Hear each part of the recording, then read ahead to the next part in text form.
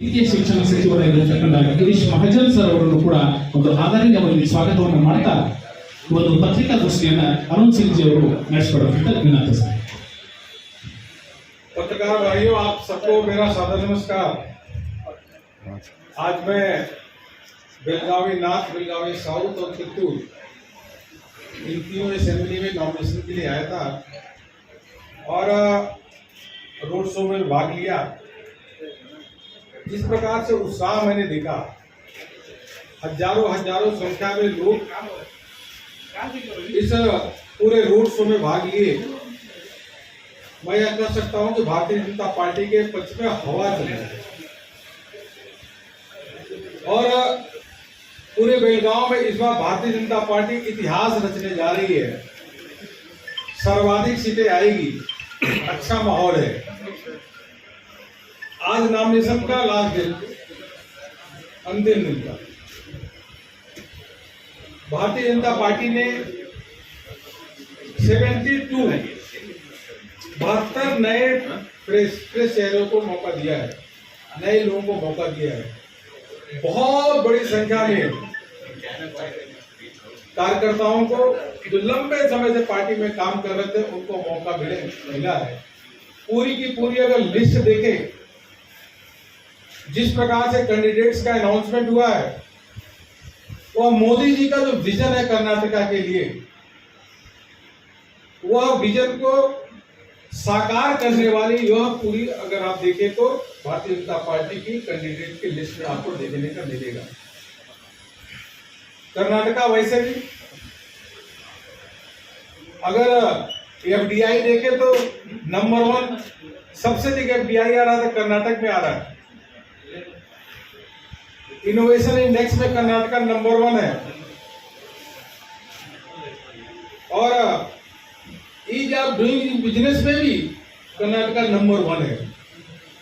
इसी के कारण सबसे अधिक इन्वेस्टमेंट कर्नाटक में आ रहा है। एक अच्छा इन्वायरमेंट, बिजनेस इन्वायरमेंट कर्नाटक में है और पिछले 3.5 साल में विकास की बात अगर करते हैं तो क्योंकि शुरू में तो मिली-जुली सरकार जेडीएस और कांग्रेस की थी।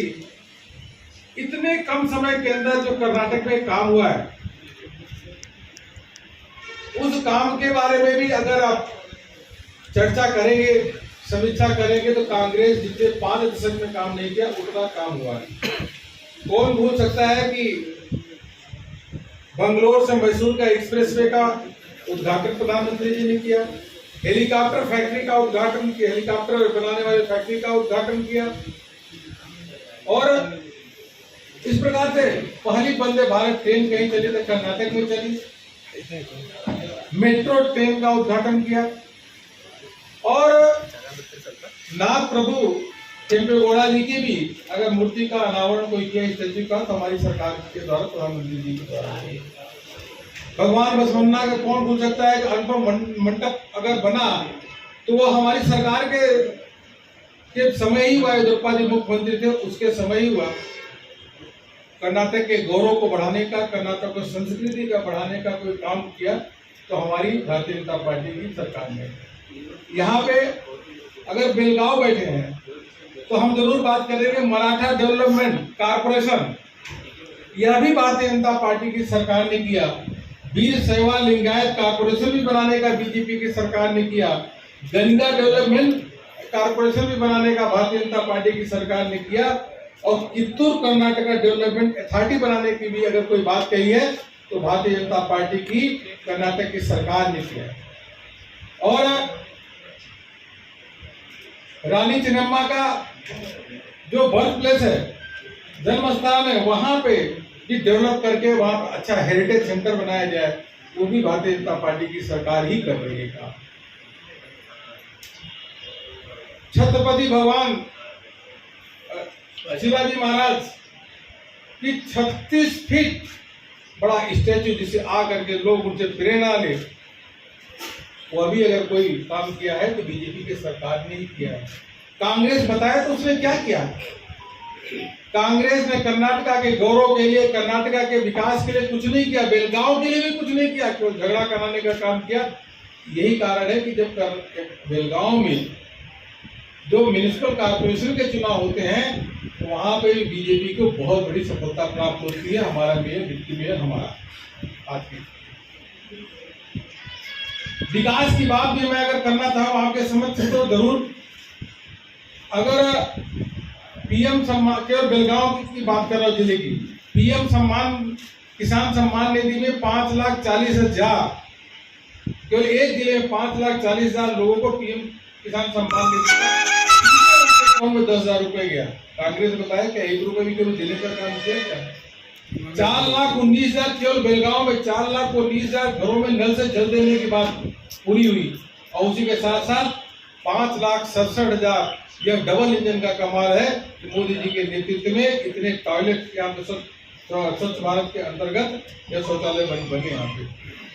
केवल बेलगांव की बात करूं तो 10,42,000 ऐसे जो है लोगों को आयुष्मान भारत का कार्ड मिला। कितने काम हुए हैं, काम गिनाने लगे तो 1 घंटा भी प्रेस कॉन्फ्रेंस के लिए छोटा होगा। मैं कांग्रेस के लोगों से चैलेंज करता हूं कि हम लोग जो आंकड़े दे रहे हैं, चाहे प्रधानमंत्री आवास योजना हो, चाहे नल से जल की बात हो, चाहे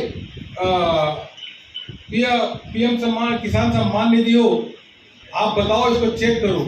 आपने हमारे जो विकास के काम हो उस पर कभी भी आप प्रश्न खड़ा नहीं करते और खड़ा कर भी नहीं सकते, क्योंकि सत्य है। आप इसमें से एक भी काम कांग्रेस के लोगों ने 5 दशक का राज किया ये भी नहीं किया। कांग्रेस के समय क्या होता था? सिद्धरमैया जी मुख्यमंत्री थे, पीएफआई का जाल चारों ओर फैला हुआ था, 23 हिंदुओं की हत्या होती थी, सरेआम अपीजमेंट पॉलिटिक्स होती थी। और तो और बेलगांव के ही अगर एक कांग्रेस के नेता, उनके वर्किंग प्रेसिडेंट हिंदुओं को अश्लील शब्द कहते हैं तो हिंदुओं को अपमान करने की बात लगातार कांग्रेस के नेता कहते हैं। पता नहीं, मुझको नहीं समझ में आता। कांग्रेस के लोग, नेता हिंदुओं को अपमानित करना, भारत को अपमानित करना, भारत को के लोकतंत्र को अपमान करने में उनको क्यों मजा आता है, क्यों आनंद आता है? राहुल गांधी जी विदेश में जाते हैं तो भारत के लोकतंत्र के बारे में गाली देते हैं और इसीलिए देश की जनता कांग्रेस को धीरे धीरे धीरे धीरे उनको हराती जा रही है। हमारे स्टार प्रचारक की लिस्ट आई है और मैं वैसे देख रहा था कांग्रेस की स्टार प्रचारक की लिस्ट। कांग्रेस के स्टार प्रचारक में 10 नाम ऐसे हैं जिन पे या तो देशद्रोह का केस चला, या महिलाओं को अपमानित करने वाले उन्होंने टिप्पणी की, या उनको जो दंगे फसाद करने वाले हैं उनके साथ उनकी मिली भगत की, देश को तोड़ने वाले टुकड़े टुकड़े गैंग भी उस स्टार प्रचारक के लिस्ट में। मैं आप सबसे निवेदन करूंगा कि आप कांग्रेस की स्टार प्रचारक की लिस्ट देखिए। मैं तो 10 कह रहा हूं, मीडिया वाले आप लोग ठीक से उसका एनालिसिस करेंगे, 10 की जगह 12 मिलेगा। ऐसे 12 लोग जो देश को अपमानित करने वाले, देश के टुकड़े टुकड़े इस प्रकार के नारे लगाने वाले, अलगाववादी से मिलने वाले, ऐसे लोग कांग्रेस के जब स्टार प्रचारक के रूप में रहेंगे तो मान लीजिए कर्नाटक पे कांग्रेस की इस बार ऐतिहासिक हार होने वाली है, हिस्टोरिक हार होने वाली है। हमारे जो स्टार प्रचारक उस लिस्ट में देखें तो आज देश ही नहीं, विश्व का सबसे लोकप्रिय नेता, गांव गरीब किसानों के मसीहा नरेंद्र मोदी जी है। उनके नेतृत्व में Galaxy of leader of star प्रचारक देखेंगे वो है। हमारी जब एक बार अच्छी शुरू हो जाएगी पूरी प्रचार अभियान तो उसके बाद कांग्रेस वाले घर में बैठ जाएंगे मान के लिए, क्योंकि उनके पास कोई प्रचारक ही नहीं है। आप सबको मालूम ही है कि जहां जहां राहुल गांधी जी जाते हैं प्रचार करने के लिए, कांग्रेस का वोट वहां कम हो जाता है। जब प्रधानमंत्री मोदी जी प्रचार करने जाते हैं तो भाजपा का वोट बढ़ जाता है। यही कारण है कि जितने भी चुनाव अभी हुए उसमें सभी चुनाव में एक आध छोड़ दीजिए, उत्तर प्रदेश से लेकर के उत्तर प्रदेश, उत्तराखंड, गोवा, मणिपुर, त्रिपुरा, इन सभी राज्यों में, असम, हर राज्य में भारतीय जनता पार्टी की विजय हो रही है। विजय का ट्रेंड भाजपा के पास है और हारने का ट्रेंड कांग्रेस के पास है। यही कर्नाटक होने वाला है। कांग्रेस अवश्य रूप से हारेगी, हम मान के चलेगा। सर आप सीएम फेस